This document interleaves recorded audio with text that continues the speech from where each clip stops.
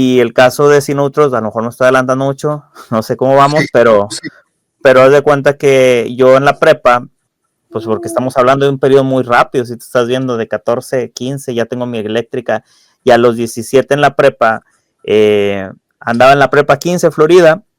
Ya que preguntabas dónde vivía yo, vivía cerca del Smile Burger, en la Colonia México.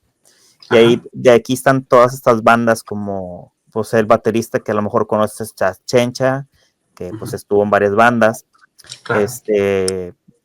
A Eric que le hicimos Ratilla, estaba en Father of Lies, y así muchas bandas fueron armándose por ahí, obviamente cuando nos fuimos separando, pero como amigos no, seguimos viéndonos a la fecha y todo súper bien, pero cada quien empezó a agarrar como tipo de géneros diferentes, uno más punk rock, otro más metal, otro más así, ¿verdad?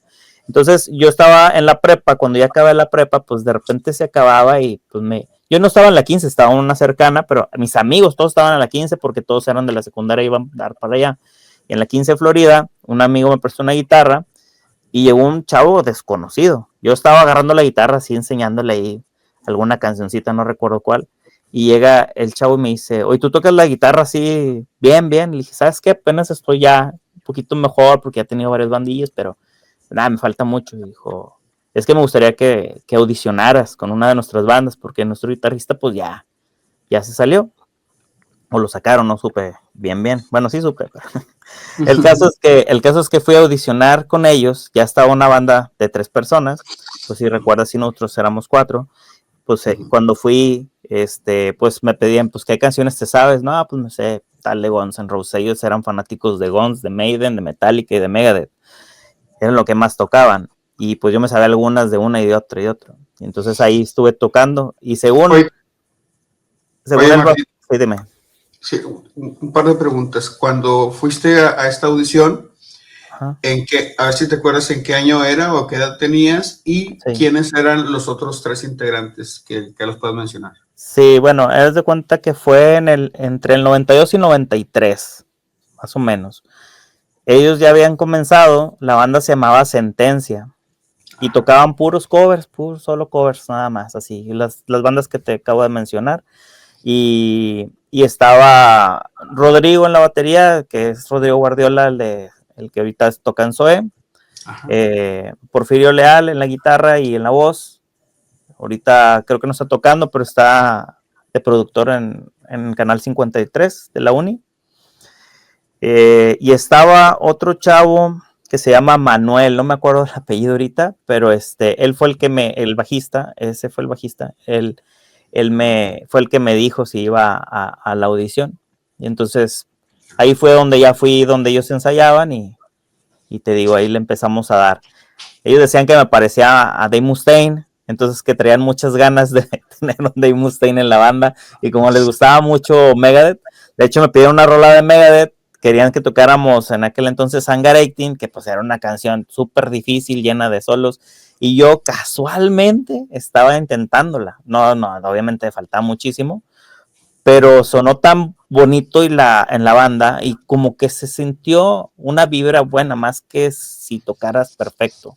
Se sintió una muy buena vibra. A mí me encantó, obviamente. Había como 2 invitados por ahí y dijeron, claro que está en la banda. Y yo, no, pues ustedes piénsenle, y me dicen, no, ya estás en la banda, pues bueno. Y ahí comenzó como Sentencia, tocando puros covers nada más era lo que hacíamos en ese entonces. Entraste digamos que en la última etapa de lo que fue Sentencia, tú, Sí, ajá, así o sea, es. cuando todavía era covers. Así es, y duramos, o sea, obviamente tocábamos en las cocheras de amigos con otras bandas, no sé si te acuerdas, bueno, creo que sí, en aquellos años, pues había mucha hermandad entre bandas, o sea, no importaba si tocabas metal, y luego estaba el Gran Silencio, y luego estaba X otra banda totalmente diferente, y todos se quedaban a escucharte, lo contrario de hoy, ¿no? No se llevaban su ampli, como decían, ya me voy, me llevo mi ampli y a ver cómo le haces, o sea, no, era como, decías tú, a ver, me acuerdo de esa banda, vamos a suponer, no sé, el que tú quieras, Cabrito, y dices tú, es que la rola que tocan creo que se llama tal, pero pues no hay ni siquiera dónde escucharlos en ese entonces, ¿verdad? No existía Radio Desvelados todavía, o sea, si acaso había Desvelados, pero pues de aquí que toque, ¿verdad? Entonces la gente iba a escuchar a esa banda, o sea, porque quería escuchar esa canción que escucharon en su momento y les gustó, ¿verdad? Entonces esa era la fórmula al inicio, ¿verdad? Cuando no había dónde más tocarlos y que era difícil conseguir grabar un cassette en ese entonces porque era costoso. Sí, escuchar canciones de las propuestas originales para que eso sucediera, tenías que ir a la tocada, donde ellos iban, y rastrear dónde iban a tocar. Había lugares característicos como repertorio donde la gente pegaba los flyers y ya el que le gustaba ya sabía dónde los ponían y ya iba a ver qué había nuevo. O ya sabía en qué lugares ya había con frecuencia tocadas, ¿no? Cierto. Sí, cierto, no era como hoy, no era tan fácil, no había tantos foros así. O sea, de repente era un estacionamiento cuando era ya algo grande, o a veces era una simple cochera con 5 bandas y pensabas tú, pues una fiestecita, ¿no? O sea, ahí lo tocaba. Y pues ibas hasta bien lejos, a veces se tocaba ir, podía ser un lugar bien peligroso y ahí vas con tus instrumentos y pues con las ganas de tocar. En aquel entonces había eso es lo que te gustaba hacer. Oye, Martín, ¿y estarás de acuerdo que la idea de armar una banda no era precisamente ni para ser famoso, ni para firmar en una disquera, ni nada, era por la pasión de tocar, ¿verdad? O sea, no había una visión, o sea, no es que no lo hubiera o que no tuvieran aspiraciones, porque la aspiración era eso, simplemente tocar con tus amigos, hacer música, sacar covers y luego la evolución era hacer tu propia música, ¿no? Como un proceso natural. Sí, es como lo más común que empiezas así siempre empiezas con covers. He conocido algunas bandas, pues no digo recientes, pero digamos de los 2000 donde dicen, yo nunca toqué un cover.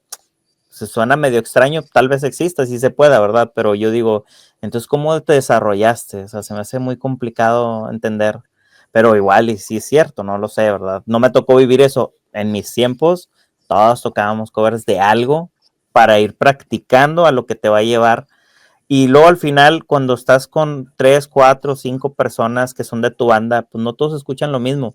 Somos muy semejantes, pero de repente tienes algo diferente. En el caso de continuando la trayectoria de Sentencia, metimos otro bajista después de como un par de años y ya empezamos canciones originales, hicimos un par de temas. Entonces cuando nos presentamos por primera vez a gente totalmente desconocida, fue una tocada en el CUM, enfrente de donde está el McDonald's de Gonzalitos. Y nos vimos en el McDonald's un montón de bandas, o sea, nada más para armarlo. Y estaba Tony del Gran Silencio y un montón de bandas, ¿no? De gente.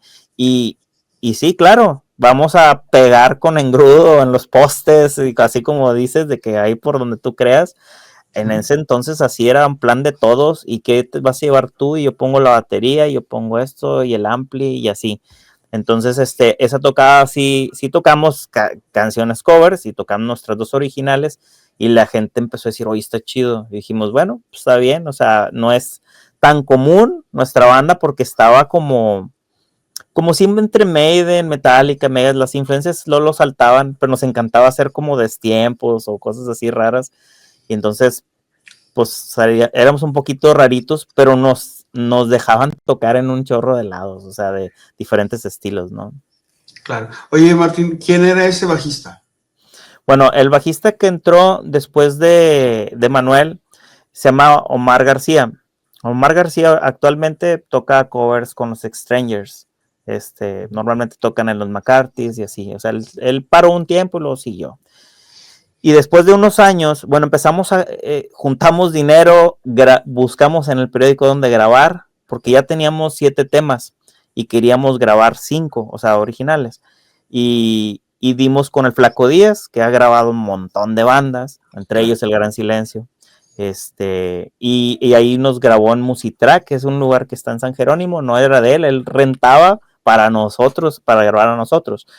Y luego maquilamos y tuvimos la oportunidad de conocer pues a Gabriel, al Gabo, de La Última de Lucas y a Toy Hernández, a los dos, porque pues tocamos juntos algunas ocasiones, pero ellos nos apoyaron un poco con eso. O sea, nosotros ya habíamos grabado, pero con la maquila nos empezó a llevar con, creo que se llama Mario Vidagaray, que es el que hacía las portadas de muchas. Claro. Ajá. Y ¿En qué año grabaron, Martín? ¿En qué año grabaron? Mira, creo que fue en el 95, cuando hicimos la grabación. Agarramos 5 temas de los 7 que teníamos. Y bueno, empezamos con la maquila de tantos cassettes. Se distribuyeron en Saharis, en Music and More, que pues sí había apoyo, estaba padre eso. Y pues obviamente nos los llevamos a las tocadas y cosas así. ¿Era en inglés, verdad, las rolitas que grabaron? Sí, las que grabamos eran en inglés. Todas. Todas.